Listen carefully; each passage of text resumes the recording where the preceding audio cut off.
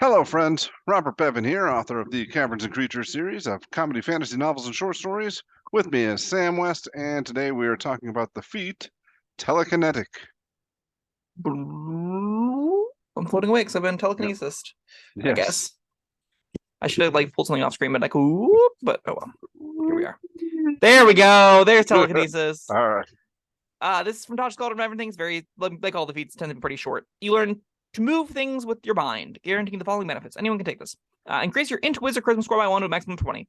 Excellent. If you got an odd score, this is already 10 out of 10 feet. You can take it, no problem whatsoever. If you like your intelligence and you want have a 15, you want a 16, or have a 17 and want an 18, slam dunk, home run, can't go wrong with telekinetic. The next thing it says, you learn the Mage Hand cantrip. You can cast it without verbal or somatic components, and you can make the spectral hand invisible. Neat. It's like Mage Hand Letterman, which is a arcane trickster thing. If you already know this spell, its range increases by 30 feet when you cast it. Neat. If the spellcasting ability, I like that. I'm Yeah, sorry. I'll wait. I'll wait until you're finished. sure. Its spellcasting ability uses the ability you took with the feat. So if you're in caster, make sure it's in. All that stuff. As a bonus action, you can try and telekinetically shove one creature you see within 30 feet of you. When you do, the target makes a strength saving throw with a DC of 8 plus your proficiency bonus plus the ability modifier of the score increased by this feat. So basically your spellcasting ability modifier. Or be moved 5 feet away from you. Creature can willingly fail to save. I don't know about the last line of text. The middle line is fine.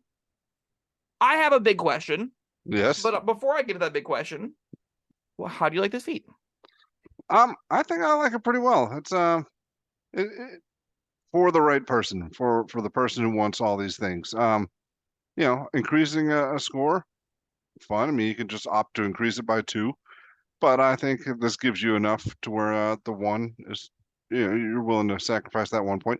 The Mage Hand, I like 2 things about it. I like that you can make it invisible. That's cool.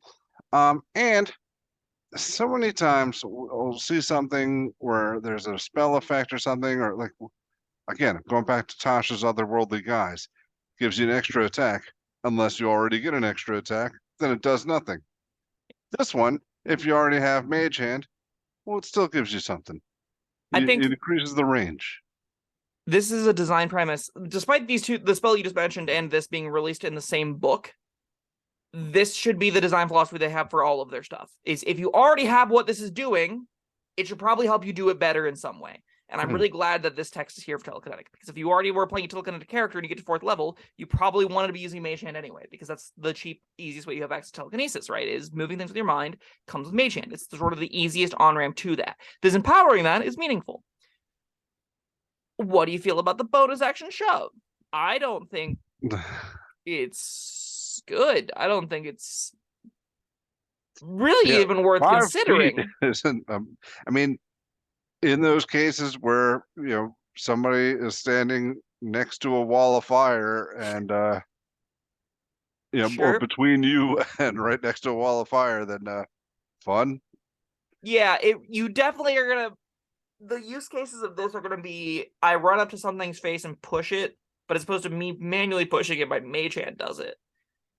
Sure, it's your bonus action. If you don't have a bonus action, that's fine. It's like a bonus action disengage, and it's worse. That's not the end of the world for wizards and stuff, right? There are characters that would care about having All right, a bonus action disengage. I didn't even take into consideration a disengage. That's something. Yeah, it's not. I don't know. I'm not huge on it. I'm not super high on it. It seems fine. It seems Now like that you mentioned the disengage, I'm a lot sweeter on it. That's because there are going to be times when that's really useful. Yeah, and I don't love the inconsistency of it. It isn't a free disengage. It's like a 2/3 of the time a free disengage. The other third of the time you waste your bonus action. But it's just your bonus action. That's not really the end of the world, right? And the other thing is this doesn't require your Mage Hand to be out. This is independent of Mage Hand. Yeah, this isn't Mage Hand. You said that before, but it's not right. This is a different thing. It's a different thing. Now, you were saying you don't like the last line of text. A creature can willingly fail to save. Oh, I don't love the last dot. I just don't. Oh, all right. I thought you meant the last line of text. Yeah, I mean, that's just gravy, I guess. Yeah. Yeah. I want you to shove me with your mind. When there will be a time in some game where that will matter. Well, commoners, give me an example of when that's good. I got it. Okay, Bob, what do you got?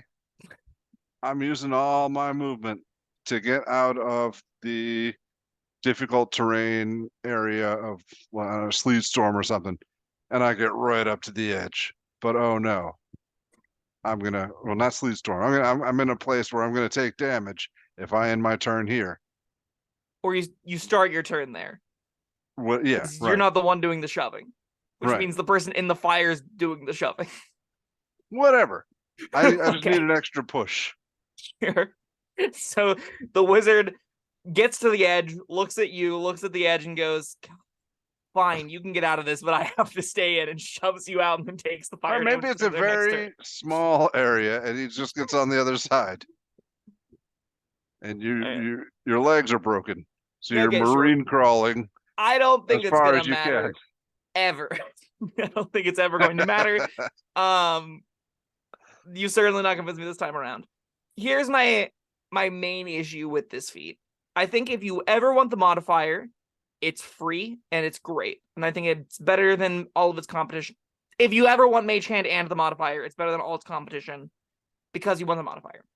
If you just want Mage Hand, I'm not super convinced that if the invisibility on the Mage Hand, the possibility of the extra 30 feet, and being able to do it without verbal somatic components, those are all fine. Are they better than an extra cantrip and a first level spell slot? Are the rest of this text better than Magic Initiate? Because you could take Magic Initiate and also get Find Familiar. You could take Magic Initiate and also get like Shield or Burning Hands or any That's what number I'm of other thinking. good first level spells. Find Familiar will do a lot of what you could do with Mage Hand, even with an extra 30 feet. Yeah, and it can do it like you might not be able to control it at past on 20 feet, but it can definitely go further than that and do things that you asked it to prior. So this has a really, really long range comparatively. I'm not sure. There'll probably be characters that like this fantasy enough that it'll be fine. I think that there will be tables where the verbal somatic components are more important than others.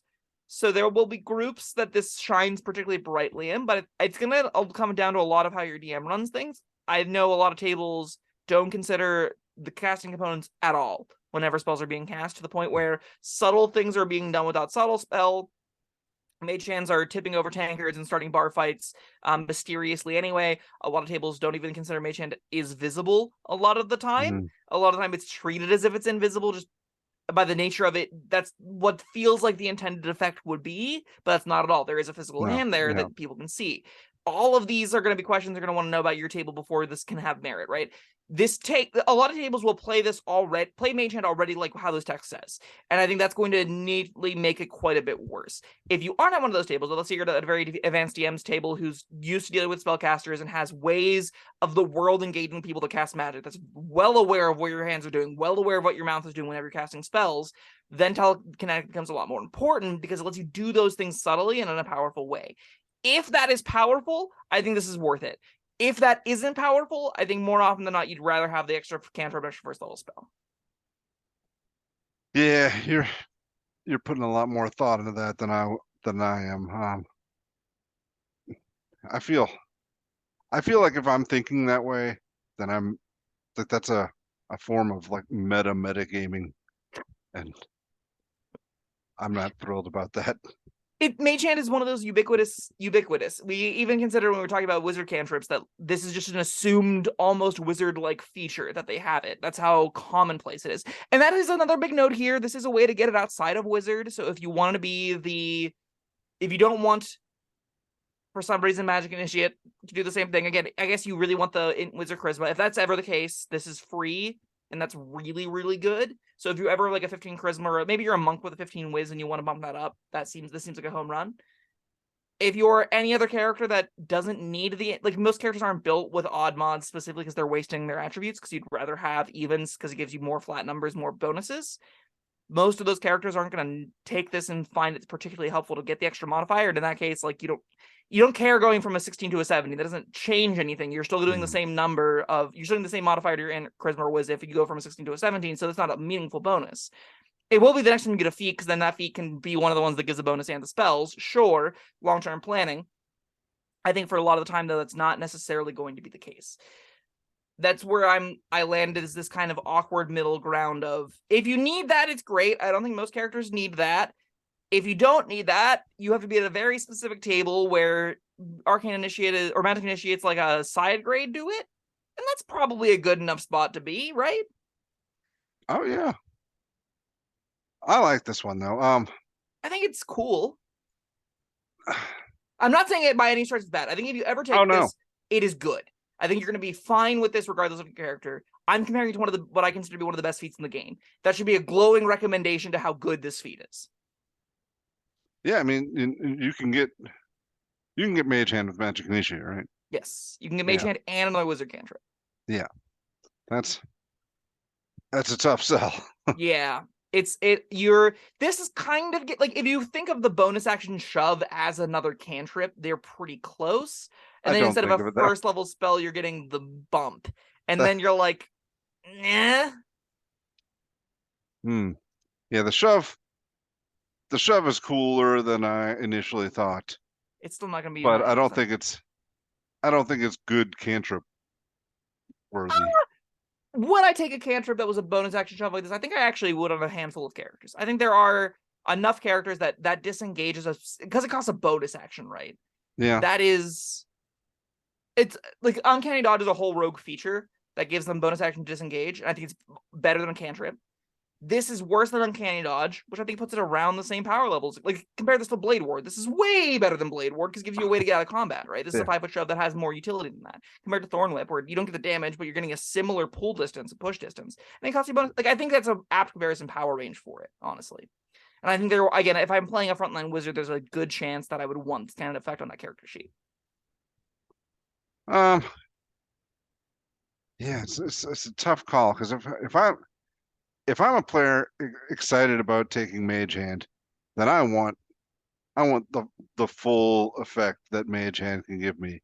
So I want all those effects. I want the extra range. I want the invisibility and the component free nature of it. And you were talking about it's table dependent.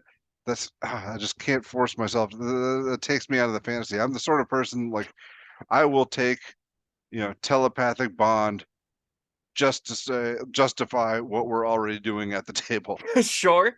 This is the way to then have that. Maybe you start varying human telekinetic just to make sure your mage hand is playing exactly as the table is making mage hand play. Yeah. And that's reasonable.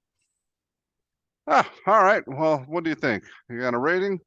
I think it's so it all cruxes around how good mage hand is. Mage hand is excellent. So I think out at its minimum, this is probably a Before you give your rating, yeah, Mage Hand is excellent.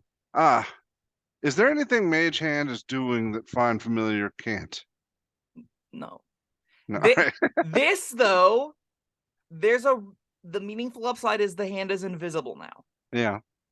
This does do things that Find Familiar on its own doesn't. This isn't better than Magic Initiate. This isn't better than Find Familiar, but some people don't want Find Familiar. And with people that don't want Find Familiar, this is still quite good. I don't think it's worthy of a 4. I think this is a 3, although it is pretty good. I think most characters will take this and have a fine time with it.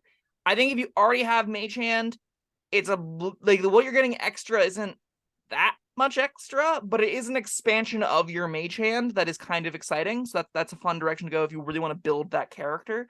I would have loved to see, like, if you already had Mage Hand, it do more than just the 30-foot extra range. I would love to see, like, triple the capacity of being able to lift it. I would love to see bigger effects to make it actually have a larger scale impact for building towards it. The fact that the invisibility is baked into anyone that takes this makes it feel a little bit crappier for the people that already have Mage Hand. But regardless, anyone that takes it will have a good time with it. I think rogues in particular will love having something like this on their sheet. They don't care about the mod increases that much. All that's to say, if you care about any of those things more, this will be better on your sheet. If you care about them less, this will be worse on your sheet. So if you don't think you're going to get use of the shove, it gets worse. If you don't think you're going to get use of the mods, it gets worse. If you're going to get use of all these things, it gets a little bit better. And I think that's going to be a feat that a lot of people will willingly take. Will have a home on a lot of character sheets. And it's pretty flexible. I think it's pretty solid.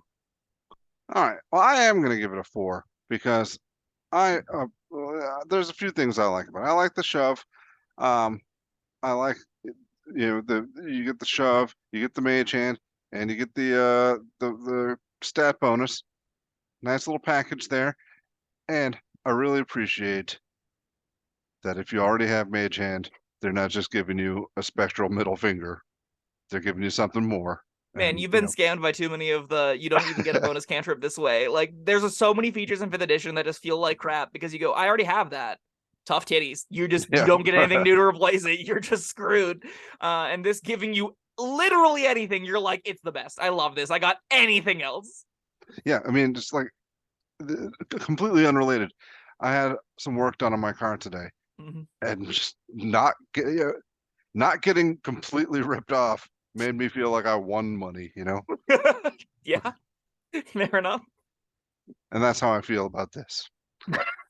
Not getting completely ripped off. It's a 4. Yeah. Above average. Excellent. Love it. All right. That was Telekinetic. Thank you, Sam, and thank you all for joining us. Let us know what you think in the comments, and we'll see you next time. Bye-bye. Thank you for watching.